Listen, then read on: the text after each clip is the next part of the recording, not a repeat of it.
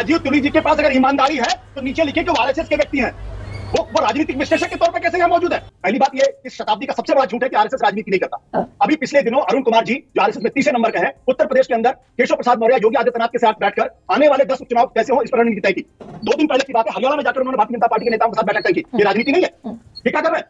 तो पहली बात तो ये जो छल तोड़ रखा है ना, हम नैतिकता के बड़े पुजारी हैं। अरे भाई, आप राजनीति करते हैं, आप राजनीति में है, एक्सेप्ट करिए ना।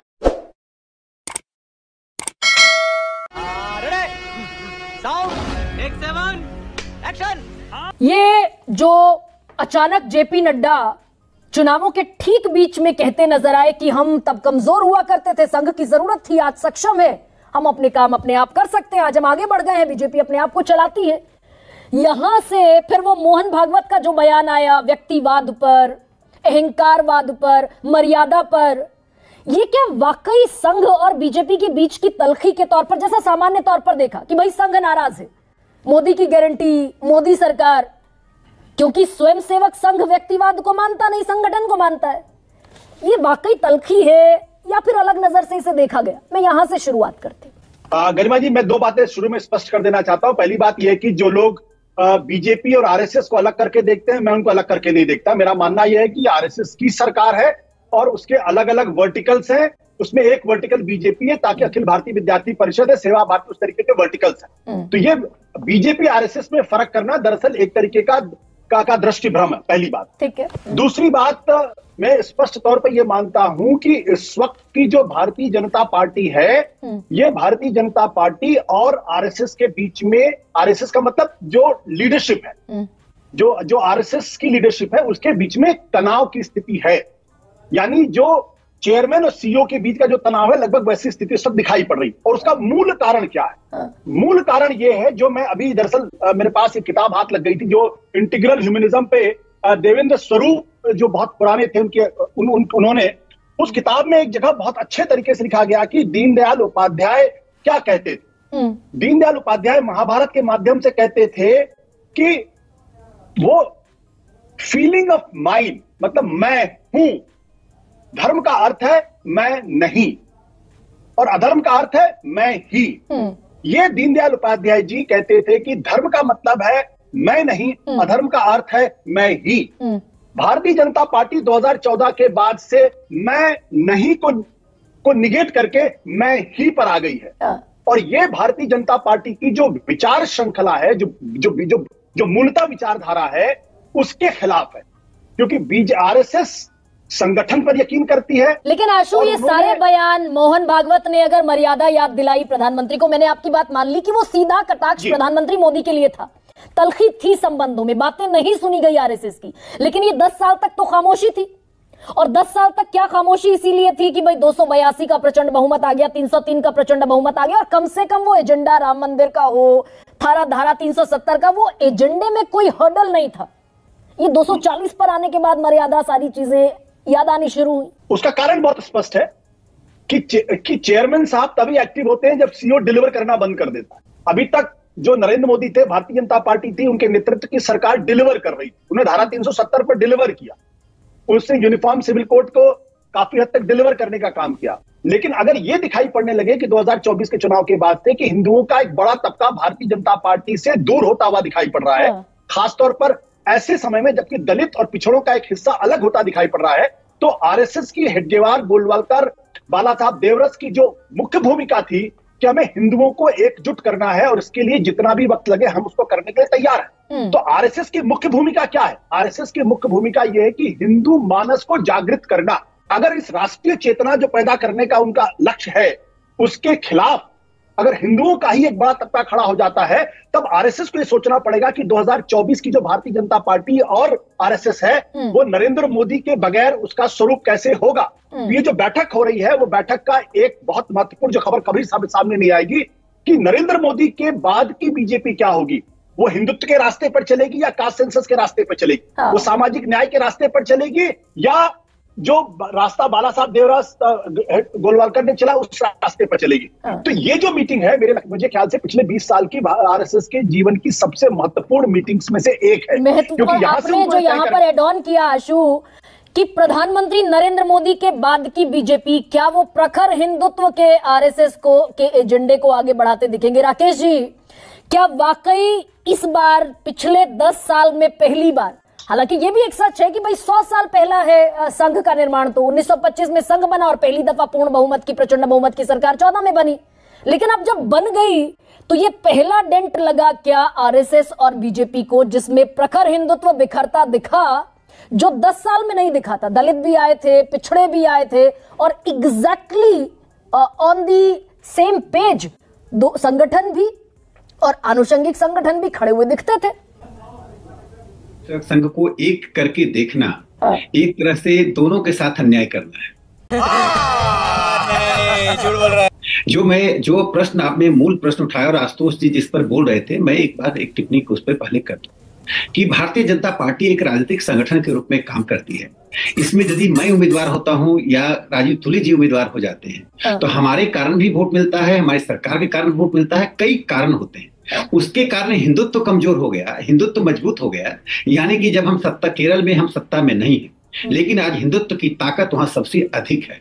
वोट बैंक की राजनीति के कारण केरल में भारतीय जनता पार्टी निश्चित रूप से सीटें नहीं ला पा रही है, लेकिन आज संघ की शाखाएं, संघ का समर्थन आधार और संघ का कारण सबसे अधिक है। इसलिए मुझे लगता है कि हिंदुत्व आंदोलन को किसी पार्टी की जीत हार उसके ग्राफ से नहीं जोड़ना चाहिए। सरसंघ चालक मोहन भागवत जी ने अपने स्वयंसेवकों को जो संदेश दिया कि हम जितना अधिक हो व्यक्तिवाद ना करें, जितना अधिक हो सहयोग से काम करें। संघ के पास आप ये कह रहे हैं कि मोहन भागवत ने स्वयंसेवकों को एक तरीके से मैसेज दिया, संदेश दिया, लेकिन बीजेपी तो पूरी स्वयंसेवकों से भरी हुई है। आपके बीजेपी के निर्माण से लेकर 1980 से लेकर आज तक जितने राष्ट्रीय अध्यक्ष हुए वो सब संघ के बैकग्राउंड के हैं।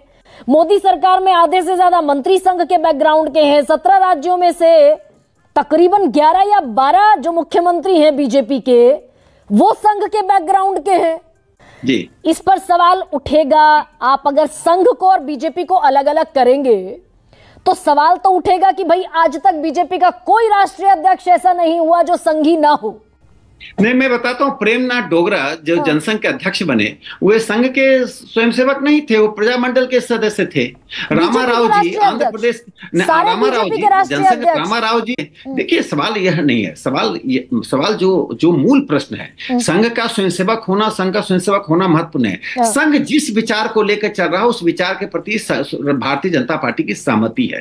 एक वैचारिक सहमति हम दोनों की है और उस वैचारिक सहमति के कारण संघ के अधिकांश स्वयंसेवक भारतीय जनता पार्टी का समर्थन करते हैं। बिल्कुल, शायद सबसे बड़ा एजेंडा यही होने जा रहा है राजीव जी कि क्या ये जो जातिगत जनगणना का एक नैरेटिव या फिर एक ब्रॉडबैंड स्पेक्ट्रम की तरह जिसको फैलाया गया हालिया चुनावों में, राजीव जी, जो सबसे बड़ी चुनौती बीजेपी के लिए बनता दिखा और जिस पर बड़ा कंफ्यूज्ड स्टेट ऑफ माइंड भी दिखा, क्योंकि पेरेंटल ऑर्गेनाइजेशन में गुरु गोलवलकर से लेकर मनमोहन वैद्य तक और मनमोहन वैद्य से लेकर मोहन भागवत तक सब ये कहते हैं कि भाई आरक्षण कोई चिरकाल तक नहीं चलना चाहिए, समीक्षा होनी चाहिए। मुझे आशा है कि आपने जैसे आशुतोष जी को समय दिया है वैसे ही आप मुझे समय देंगी और टोकेंगी नहीं। मैं कल भी आपका कार्यक्रम देख रहा था, कल भी आप लगातार एक ही बात बोल रही हैं कि संघ ने कहा है कि समीक्षा होनी चाहिए। ये ठीक है, संघ ने कहा समीक्षा होनी चाहिए, मगर उसमें आगे की बातें आपने सब की सब उड़ा दी। चाहे वो 2015 का इंटरव्यू का रेफरेंस था, चाहे वो मोहन भागवत जी के इंटरव्यू का रेफरेंस था, चाहे वो मनमोहन जी के इंटरव्यू का रेफरेंस था। उसमें उन्होंने कहा, 2 चीज़ें कही जो हाईलाइट करने लायक है, जिसको जनरली कुछ वेस्टेड इंटरेस्ट जो है वो हाईलाइट नहीं करते हैं। उन्होंने कहा जिस समाज को ये आरक्षण मिल रहा है उन्हीं के प्रबुद्ध लोगों की एक कमेटी बने और वही ये तय करे कि आरक्षण की समीक्षा क्या हो, कैसे हो, कितनी हो। तो वही बात तो अभी सुप्रीम कोर्ट के भी सुप्रीम कोर्ट का निर्णय भी उसी ओर इंडिकेट करता है, जिसमें वो क्रीमी लेयर वगैरह की बात करते हैं। तो कहीं भी संघ ने, हाँ अगर आप ये बात करते हैं गुरु गोलवलकर जी की, तो उनकी बहुत सारी बातें एकदम सामयिक हुआ करती थी। और उसके बाद जब दिल्ली में अभी 2017 में मोहन भागवत जी का कार्यक्रम हुआ, उसमें उन्होंने कहा कि गुरुजी को समझना है तो अभी जो लेटेस्ट पुस्तक आई है दृष्टि और संघ की दृष्टि के संबंध में, उस पुस्तक को पढ़ना चाहिए। तो उसको आधा रिपोर्ट करना जो मोहन भागवत जी ने, मनमोहन जी ने, दत्तात्रेय जी ने बोला, उसको आधा कोट करना ये पत्रकारिता के साथ भी न्याय नहीं है। और जो उन्होंने कहा उसके साथ तो बिल्कुल नहीं है। सुनिए ना, जितना नहीं, आप बीच में मत, आप बीच में टोकेंगी तो मैं नहीं बोलूंगा। सुनिए ना राजीव, आप बीच में टोकेंगी तो मैं नहीं बोलूंगा जी। एक सवाल लेकर आ रही नहीं, आप मुझे अपनी बात पूरी कहने दीजिए गरिमा जी। मैं देखिए गरिमा जी, मैं जनरली इन शोज पे नहीं आता हूँ क्योंकि ये सारे shows half truth half bake truths की बात करते हैं। और अगर आपको बोलना है तो आप ही बोल लीजिए, मैं नहीं बोलूंगा। मैं सुनूंगी, आप बोल दीजिए। आप टोक नहीं, आपने आशुतोष जी को एक बार भी नहीं टोका।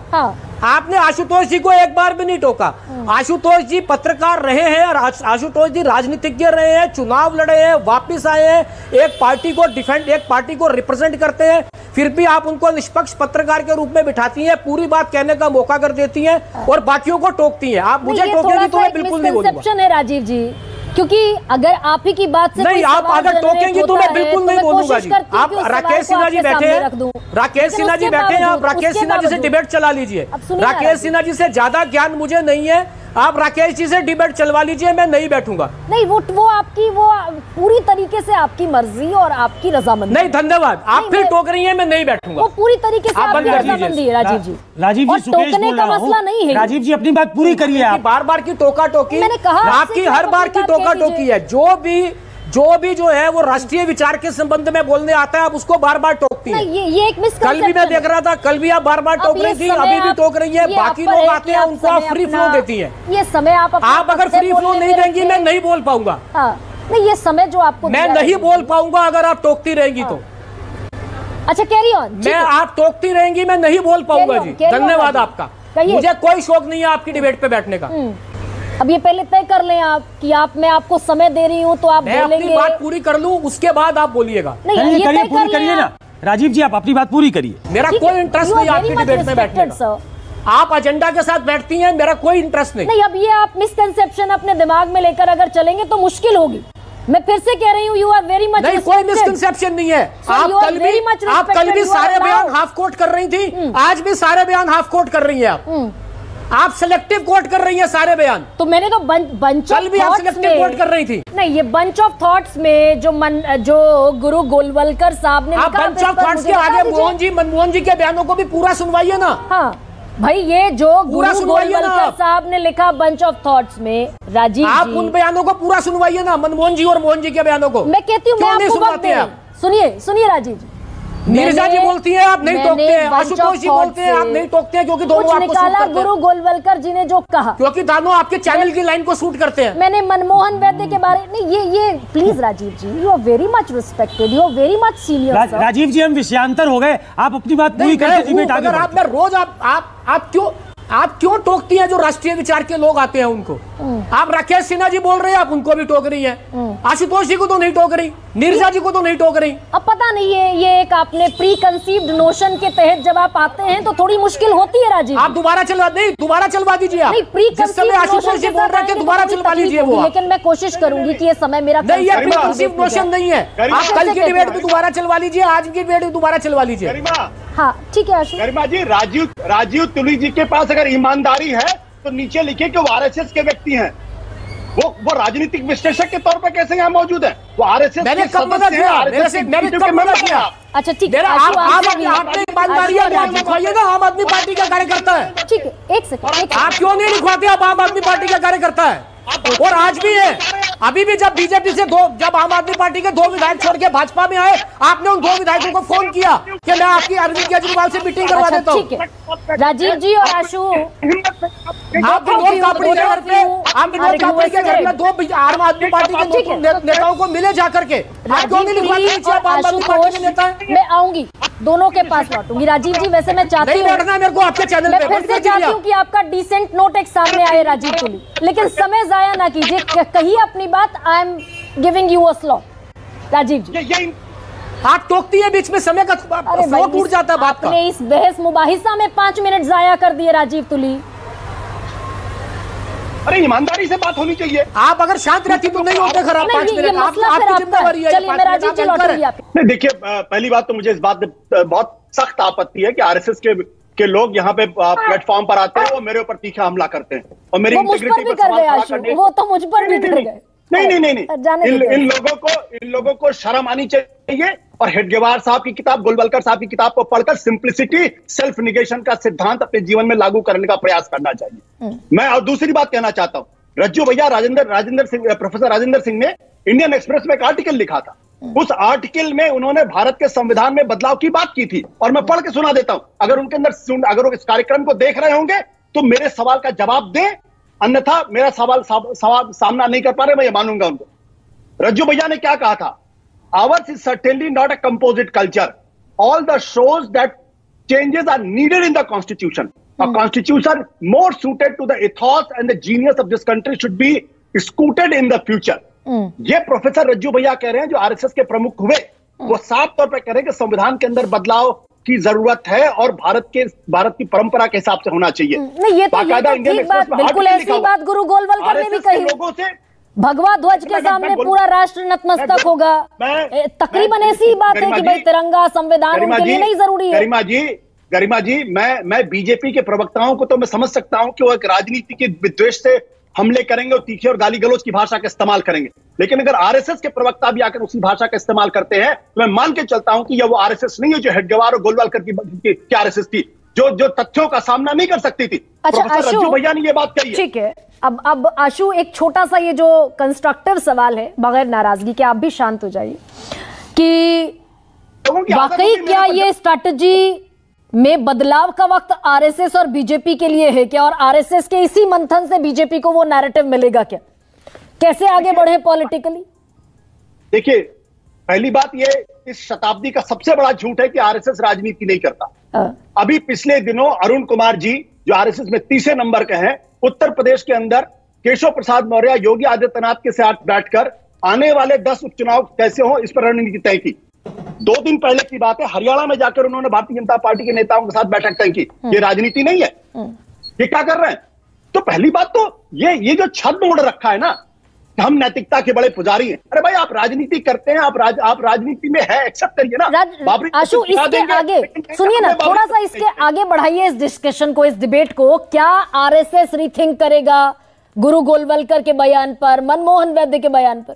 ये high time to rethink on the strategy.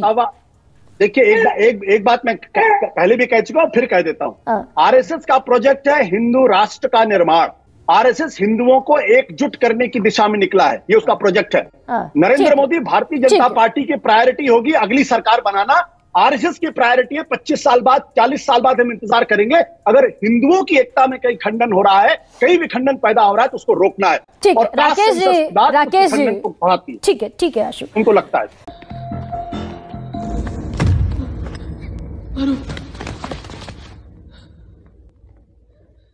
क्या हुआ? कुछ मुंह में घुसेड़ा, उसके बाद गले को उधेड़ के नाक से बाहर निकाला, उसके बाद मेरी बत्ती गुल हो गई। अब बताइए मैं क्या करूंगा? एक बहुत सिंपल सी टिप आपके साथ शेयर करती हूँ। अपने हाथ को इस तरीके से रखिए। If you look at this from your side, आपका लेफ्ट हैंड आपको बी के जैसे दिखेगा और राइट हैंड आपको डी के जैसे दिखेगा। B and D. बी फॉर थोड़ी मदद रखिए। वे मैं थो तेरा मन परे